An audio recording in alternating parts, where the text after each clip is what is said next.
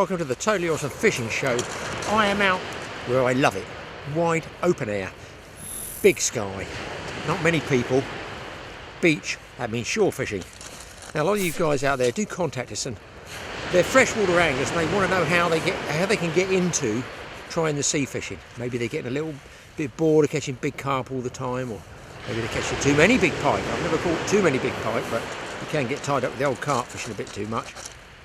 But carp rods, the heavy ones they use for distance fishing with those big pit reels, they're ideal for doing this sort of thing because they will throw 3 ounces, and on a good flat day like today, that's all you need is about a 3 ounce bomb or a 3 ounce grip lead to get out there and try it. The reason we use, and we get asked this quite a bit, especially by foreign guys as well, why we use big rods, big reels, big leads is because we get what's called inclement weather here in the UK. You wouldn't know it today. I will say blazing blue sky, a blue sky, barely above zero, hence the headgear, but a fantastic winter's day. Today I don't need the big rods, I can get away with light rods. So when you get a chance to try it, I suppose up to about a force 2, wind 2 or 3 in your face, you should still be able to get that lead out, even a 3 ounce lead with a carp or a pike rod. And you only look, you don't need to cast 150 yards. Some people have it ingrained in their head that the bigger the cast, the better the angler. Well, I don't find that normally. I've fished with a lot of good match anglers, beach match anglers, and they don't all cast a long way. They cast to catch fish. Now what I'm doing down here on the beach, I'm going to give it a shot, is I'm going to fish 2 sets of gear. I'm going to fish a set of standard English beach gear, which are basically just my old 30-40 year old Coniflex 2400 and 2600 beach rods, which throws 6 ounces, 5 ounces respectively in weight. Fixed ball reels because they're easy for me to use, whack them out. I'm filming, I'm not trying to mess around with overruns on multipliers. Yes, I can cast with multipliers, tapered leaders, all that business, but the one time I get a bird's nest is when I don't want it, when I'm halfway through making a film. So I stick with the fixed ball reels, open the bail arm, cast them out, easy to use, dead simple, especially for beginners. But I've also got a couple of really old carp rods there with a regular sort of pike stroke carp size. They're not fancy bait runners or big pit reels, they're just a really middle of the road fixed spool reel that we'd use freshwater fishing. 4 pike, 4 carp. 15-pound line on there. You can always put a shock leader on there extra if you want a 30-pound shock lead if you're really, thumping it out. But the idea is not to thump it a long way. You only want to get, I'm going to whack one out with the 2 beach rods, the standard English stuff, whack them out about, 80, 100, 110, something like that. Going to fish those further out, put a big squid on each one in case there's anything roguishly large around, which down here on the south coast of England probably ain't going to happen. Well, it's not going to happen. On the others I've got smaller hooks. I'm going to fish closer in and just see what the difference is, the balance between the two. Now when it's like this, it's tough fishing. Flat, calm, blue sky, even in the winter it's tough. I fear I won't get any fish to show you until it actually gets dusk or dark, which is another 2 or so hours. So I'm just going to work away here, fish 2 rods close in with small hooks, size 2 freshwater hooks, 3 ounce bombs. There's no big surf running, there's no big wind, I don't need grip leads, and I've got 2 5 and 6 ounce long tail wire bombs. Fishing a bit further out there, we're going to see what the difference is. And listen, you guys could get out here in this wonderful fresh air, peace, quiet, solitude. All we've got is the beautiful lapping waves there to relax. Yes, it's going to get a bit brass monkeyish later on. When it gets dark, it's going to drop to about 4 or 5 below, but I've got the gear, I've got a beach choker I'm going to put up, I'm going to fish into the dark a little bit, try and catch you some fish. So let's just play it by ear for the moment and see if we can't winkle a few fish out. And do you know what? I think my money is on the baits fish close in on the freshwater gear. We'll find out.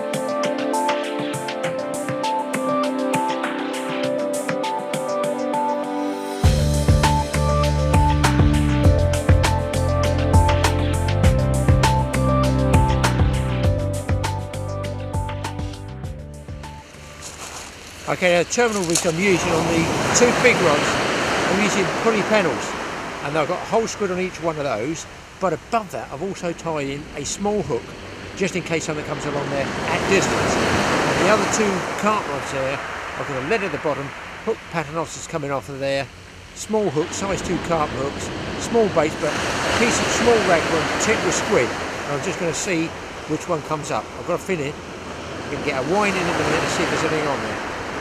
So even if you're casting, just watch that wave, make sure you don't get your feet wet, but watch it recede. And as it goes back, if you haven't got Wellingtons, you can get down there with your boots, get another 10 or 15 yards down, cast out with a carp or pipe rod, and then run back quickly as the next wave comes in. It stops you getting your feet wet and you get a bit of extra distance.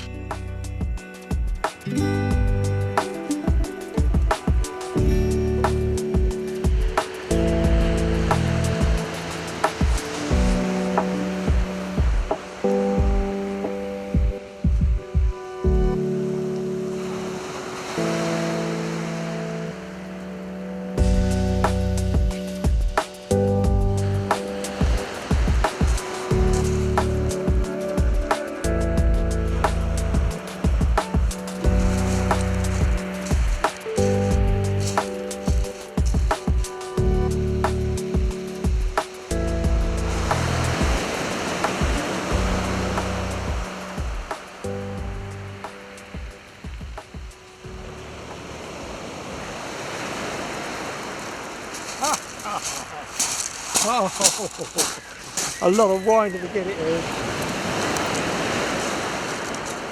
There is my squid on the pulley panel, tutor police, well, Oblivion actually. And here, turn this camera around because we need to get a good picture of this, folks, in broad daylight. A really nice whiting on that flyer hook I put above the pulley panel.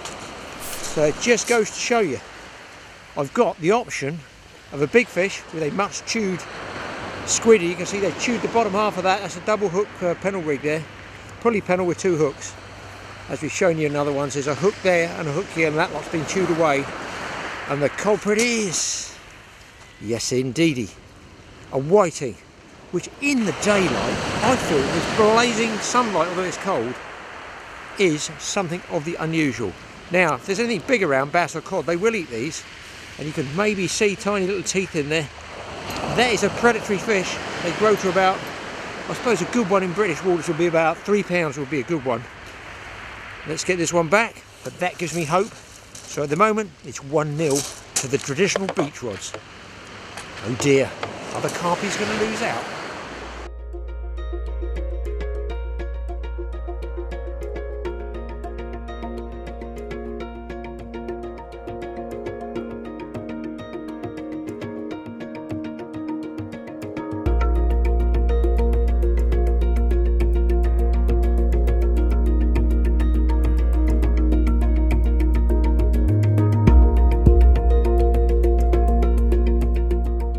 You don't need to cast a great distance here. Just a good throw, no different to what you would be doing if you're out on a gravel pit or a large lake freshwater fishing. Use the same gear, and do you know what? It definitely works in these conditions.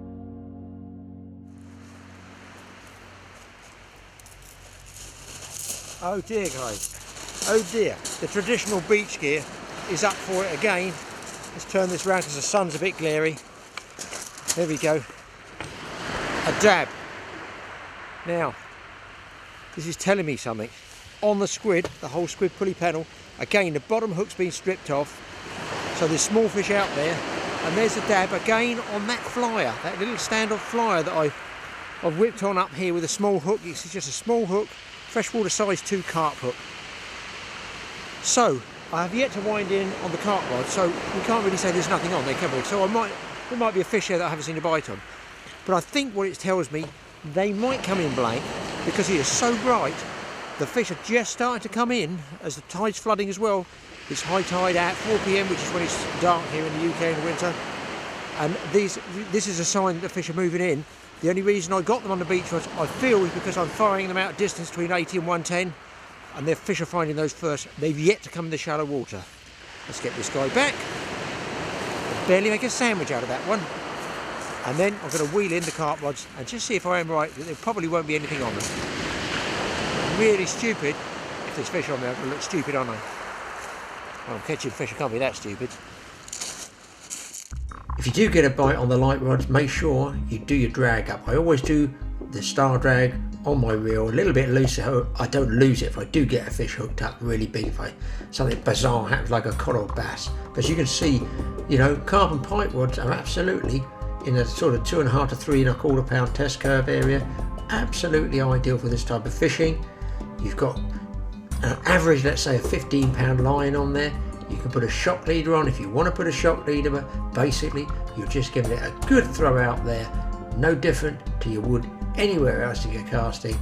Just get it way out there as far as you can throw, and let's face it, what a setting, an open beach, no people. You can catch anything there. Peace, tranquility. People ask me, why do I do saltwater fishing? Guys, this is why I do it. I love being out in the open air.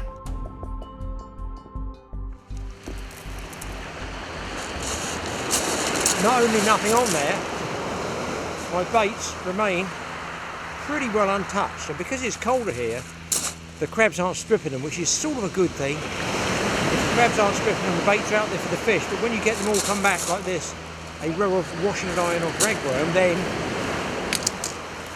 there ain't no fish close in yet. They'll come when it's dark.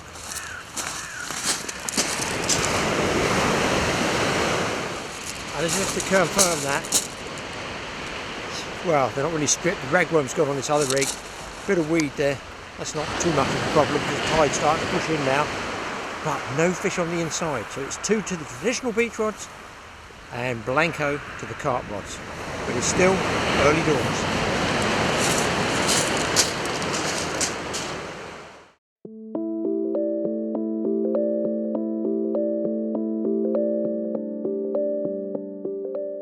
My own experience, and I've been a fishing journalist and photographer for 40 odd years, is that the friendliest anglers are nearly always, well not nearly always, they are beach fishermen, beach anglers. They have no problem in talking to you. They'll talk pretty well to anybody. They'll share their knowledge on rigs, techniques. Now listen, I'm not saying they're going to tell you where the best fishing places are, but they generally will be forthcoming with information. They are far more cheerful, happy, and enjoy their fishing in the sea than a lot more freshwater anglers do, who are tied up with trying to catch the biggest fish, trying to outdo each other. This is a sort of safety valve to freshwater fishing. Don't forget guys, I've done both types for a long time, but I do love to be out in a saltwater environment.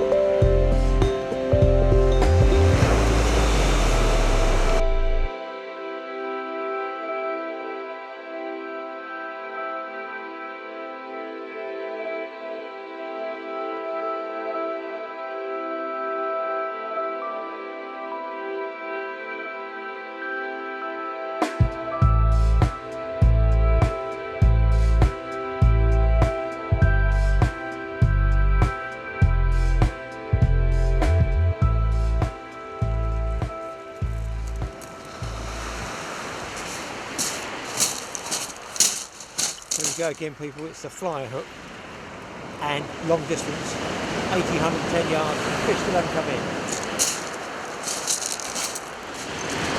Well, you can see the squid's been chewed again, and another little white in there, not a bad whiting, but that's at the moment 3-0, the sun's just above the horizon, just starting to go down over the Isle of Wight over there. Fantastic evening. I feel the temperature is going to bottom out big time. A lot of people walking and dog walkers and everybody, you know, have you caught any fish? So not long to the peace and quiet period that all sea fishermen like. Let's get this chap back. That's 3-0 to the beach rods.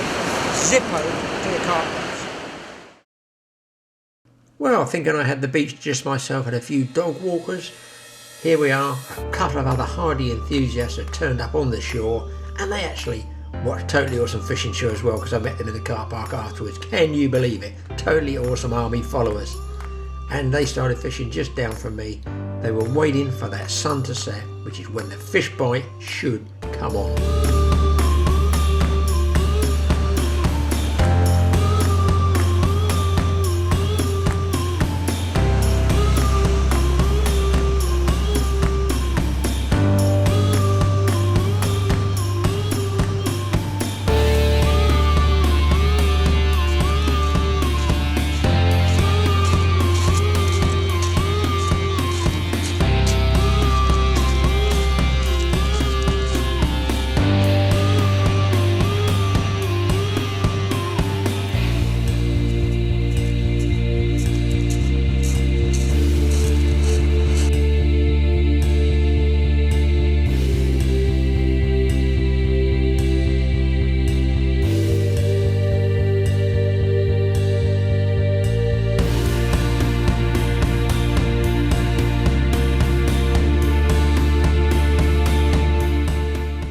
With the lights coming on in the towns across on the Isle of Wight on the other side of the Solent, it's time for the anglers to replenish their baits and get them out in the water, because this is the time, the witching hour, when those species start to come inshore into the shallow water to feed. It brings them in the target range of the angler.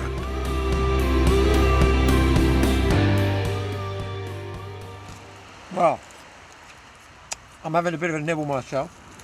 Healthy eating, you'll no doubt see, and when it's freezing cold, it's a real tooth breaker. But apples are good for you kids, eat them, they're up big and strong. It's dusk. I've got bites on both of those carp rods now. I'm just going to see if I can get a double shot for you. And I've also got bites on the big rods as well. So it's as I thought it might happen. And it appears you do need to push out a little bit further when it's flat carp and bright conditions, summer, winter, any time at all. But as soon as it gets dark, or as soon as those conditions change to stir it all up, the fish come closer in, i.e. nightfall, you're in with just as much chance using those carp rods. I'm determined to prove it to you. Distance casting does not need to happen. It doesn't need to happen if you pick the right conditions. And let's face it, my God, I nearly choked on the apple core. I saw the rod top. Not like my old Coniflex rods that go like this. Ding, ding, ding, ding. Those carp rods nearly bowled over. One more bite and I'm going to reel in.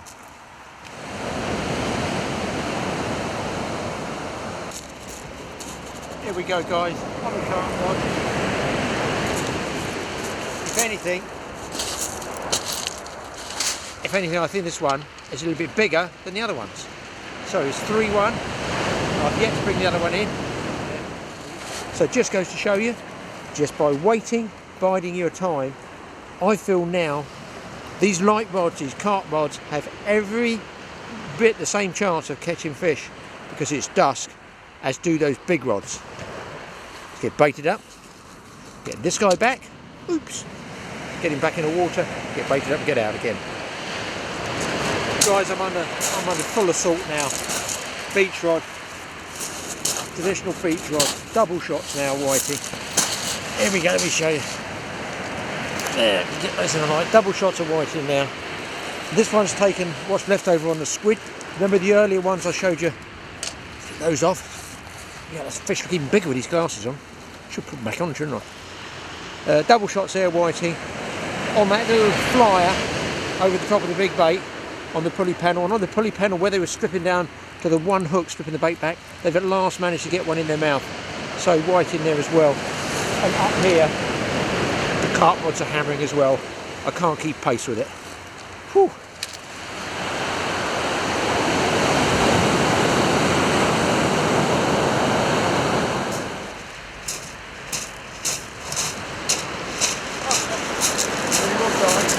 This is the shot I've been waiting to show you. A triple shot.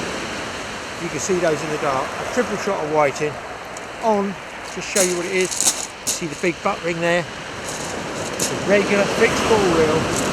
Is that fun? Is that fun? Now, that was brought about by all you guys writing in saying, can I start beach fishing but I don't want to buy a load of gear? No, you don't have to buy a load of gear. You can use your carp rods and pike rods providing the conditions allow you to use it. Look at those whiting. Now if you get them big enough over the size of them, you can eat those, take them home and eat them. Can't really eat carp and pike and that, can you?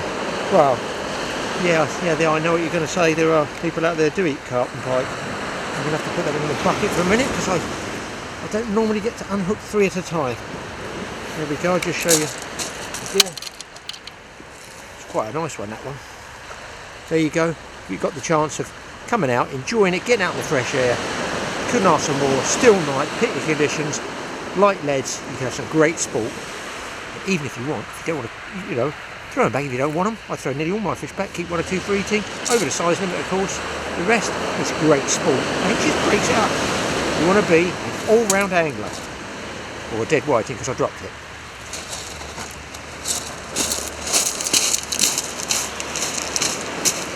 Guys, I don't know what to say to you.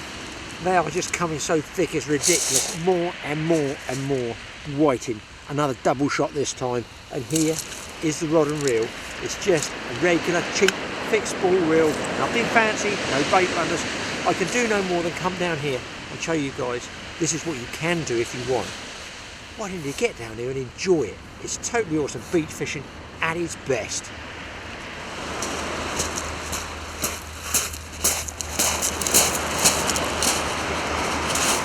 People, it's going mad here. It's another triple, and listen, look, this is just a regular fixed ball reel. Front drag. You see the big butt rings there? It's just a regular fixed ball reel, 15-pound line. I haven't even bothered with the shot really. I'm only lobbing it like 30 yards. That's all I'm lobbing it out with these light leads. But I have put a grip lead on there. But you can see that as a grip lead there. That makes a difference. It's anchored it, so I can hook more. I can hook more. How can I hook more than 3 at a time? It is outrageous fishing. And you know what? I really fancy these carp on the inside. If you remember right at the start of the show, I said I really fancy their chances when it gets dark. So it has proved. Fish come right in close. You guys can get some action on your own ordinary coarse fishing rods.